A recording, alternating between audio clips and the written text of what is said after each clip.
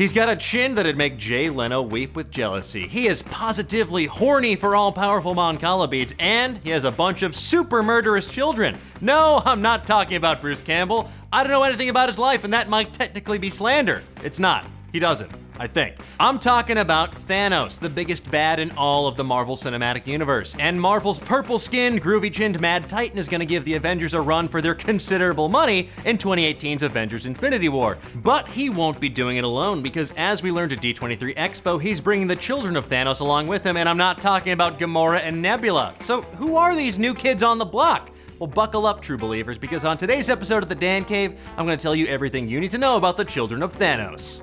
Why is Thanos such a daddy? By which I mean, are all of these people really his kids? Well, no, not really. They're called the Children of Thanos, but they're more like Thanos' disciples rather than his blood relatives, kind of like Magneto's acolytes. When they were first introduced in the comics, they were known as the Black Order. They've also been called the Cull Obsidian, or now the Children of Thanos. They didn't break onto the scene until 2013's New Avengers number 8 as part of the Infinity storyline.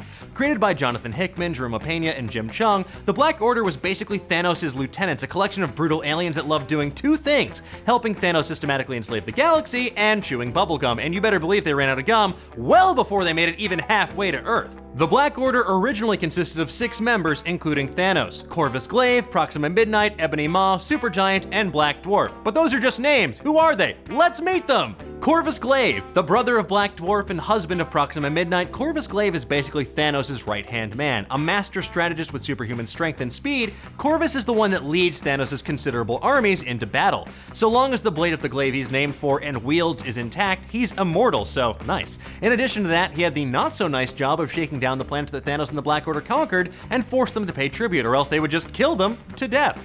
Proxima Midnight, a masterful warrior who wields a spear forged from a sun distorted by space-time that contains the power of a new star and a supernova. Proxima Midnight is among the most elite of Thanos' warriors. When she throws her spear, it turns into multiple arcs of light that never miss their target, which is honestly kind of broken, Soldier 76's ult. And did I mention that it's also covered in a lethal toxin because never missing wasn't enough, and one time it owned Hulk so hard that it turned him back into Bruce Banner, so basically, don't with her. Ebony Maw. No, this isn't just a weird nickname for someone that ate a bunch of Oreos at lunch. Ebony Maw is an evil super genius with a passion for manipulating others into doing his own dirty work. Case in point, he made Doctor Strange summon the Lovecraftian nightmare beast Shumagorath to New York City during Thanos' invasion of Manhattan. And that is a scene that I desperately hope we get to see in the movie, and not just because the MCU needs more hentai, I mean Lovecraft. Black Dwarf. While this name definitely refers to a type of star, I think the execs at Marvel worried someone might think it was their XXX search history, so this guy has officially been renamed Cull Obsidian in the MCU, which is confusing because the group was also called the Cull Obsidian, but now it's just this guy. So, Children of Thanos, Black Dwarf is no more, he's Cull Obsidian now. Anyway, this beefy behemoth has unbreakable skin and an axe larger than Kyle Hill's Pog collection, which is enormous. Now, to be honest, this guy kinda sucked in the comics, so hopefully they make him better in the movie, but even if they don't, I am genuinely stoked to see the entire nation of Wakanda kick his ass 5 ways from Sunday. Supergiant. Honestly, you probably don't need to know much about Supergiant since she's not gonna be in the MCU, it seems, but for the sake of completeness, she was a mental parasite who took control of other people's consciousnesses and systematically devoured them. You know, kind of like Jessica Chobot if you mess up her Starbucks order. And fun fact, she was eventually defeated by Lockjaw, the adorable giant teleporting dog from the Inhumans, who transported her and a bomb to a faraway planet where she died, kind of like Poochie did on The Simpsons. Okay, so now you've met the Black Order, but why did Thanos assemble them? Well, their purpose was simple. While the Avengers were out of town, they split up, heading to New York, Wakanda, and Atlantis to try and find the remaining Infinity Stones. And they were also there to find Thanos' secret son, Thane, who was living amongst the Inhumans so that Thanos could murder him. You know, that old chestnut. This is the worst take your son to work day of all time, chestnut.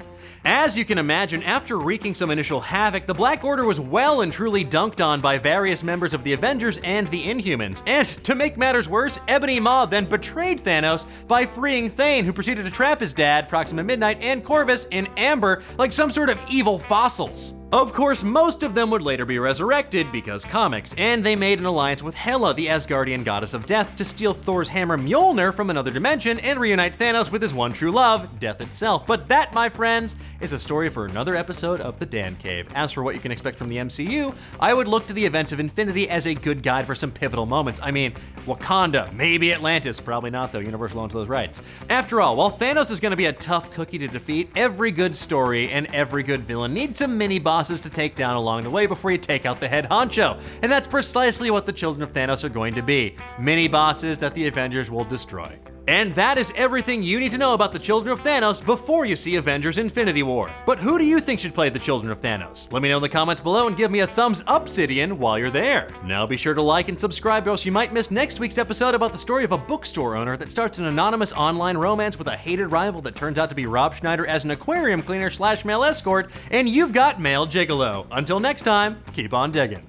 Let's open up the old mailbag, shall we? Lost the Numbers asks, what game should Nintendo include for their unannounced N64 Classic? Well, that is a great question. I mean, it's probably gonna happen eventually, and you can't do an N64 Classic without Star Fox, Super Mario 64, GoldenEye, Super Smash Bros., Harvest Moon, Snowboard Kids, not 1080, and of course, Mischief Makers. But tell me, what games would you like to see Nintendo include in an eventual N64 Classic?